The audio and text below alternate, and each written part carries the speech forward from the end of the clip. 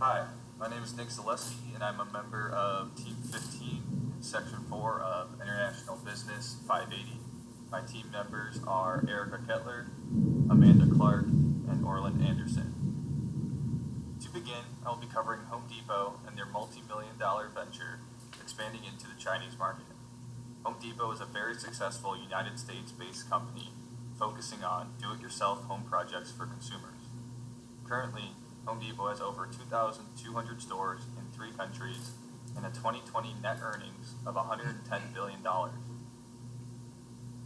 Depot is a big success in America for a few big reasons. Home Depot's rustic look appeals to the male audience, which typically handle do-it-yourself home repair and upgrades in a household. Additionally, in the United States, it is typically cost-effective to do a repair on your own rather than hire a professional to do the work on your home. The professional guidance Home Depot staff supply customers also eliminates the need to hire a handyman. When looking at the social class structure of the United States, regardless of class or profession, consumers tend to view themselves on an equal scale and are willing to perform home repairs on their own without any worry of their social standing.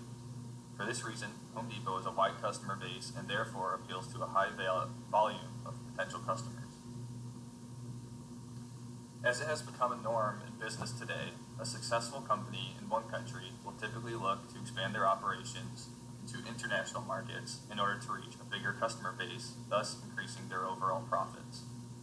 Following this trend, Home Depot decided to open 12 stores across 6 cities in China, but has since closed each and every one of those stores just 6 years after opening due to shocking failure across the board.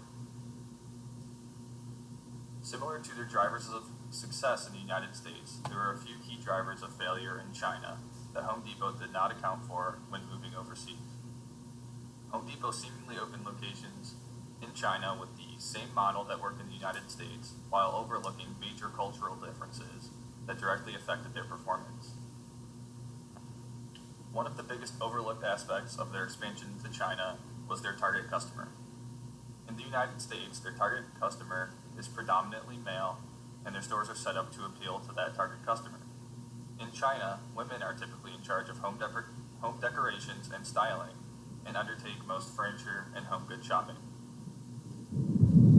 To add to this discrepancy between the target customer in the United States and China even more, China's one-child policy and favoritism toward male children leave men outnumbering women 120 to 100, thus leaving Home Depot appealing to the wrong sex as well as the smaller customer base.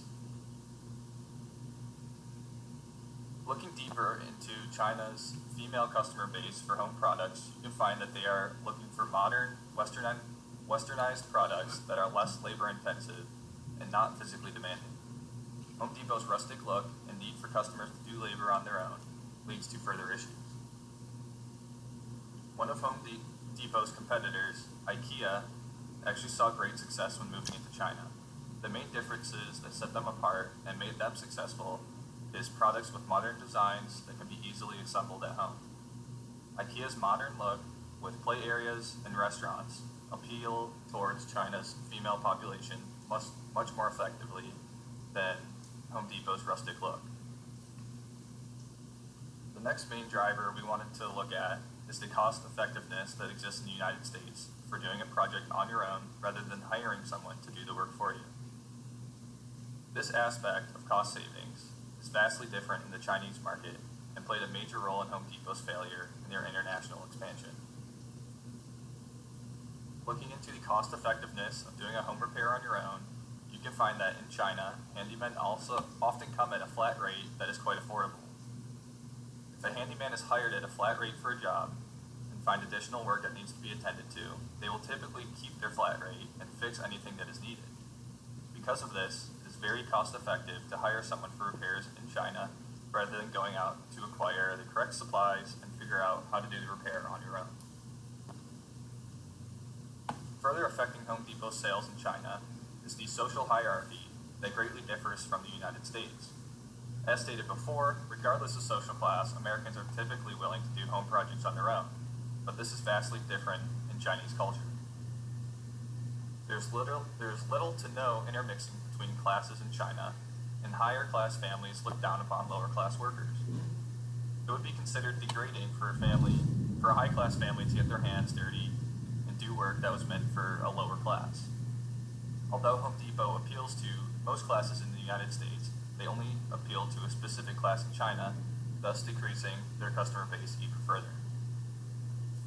All of these examples are significant drivers in Home Depot's failure in China, and shine a light on how truly difficult it is to expand into unfamiliar markets without the proper research and knowledge. Home Depot took the strategic approach at a universal market, thinking that their business model could work anywhere and appeal to a large customer base. Home Depot completely overlooked cultural differences, leading to millions in losses. The fact that Home Depot is such a success in the United States and such a failure in China sheds a light on the overall difficulty of expanding globally. More specifically, cultural differences are a factor that need to be researched extensively and cannot be overlooked. Ultimately, Home Depot would have to change a lot about their business if they wanted to move into China successfully. They would certainly need to change the look of their store, offer products that do not require a lot of labor, and make sure there are cost-saving opportunities when comparing to the low price of hiring a professional to do the work in China. With that said, all of these changes would require Home Depot to change their business model entirely, which would both be time-consuming and costly to the business. And even then, other cultural differences may still be enough to lead to failure yet again. My suggestion would be for Home Depot to stay out of China entirely based on what they now know about Chinese culture. There may not be any place for a do-it-yourself brick-and-mortar store in China's current cultural environment. If Home Depot still wants to expand sales internationally, they should do extensive research on different cultures and only select countries and cultures that have a specific culture that would support their current business model, or a model that would only include minor changes to what they currently offer. In conclusion, we can learn from the mistakes of Home Depot and draw from their areas of failure to learn how important cultures can be in globalization and how they affect business.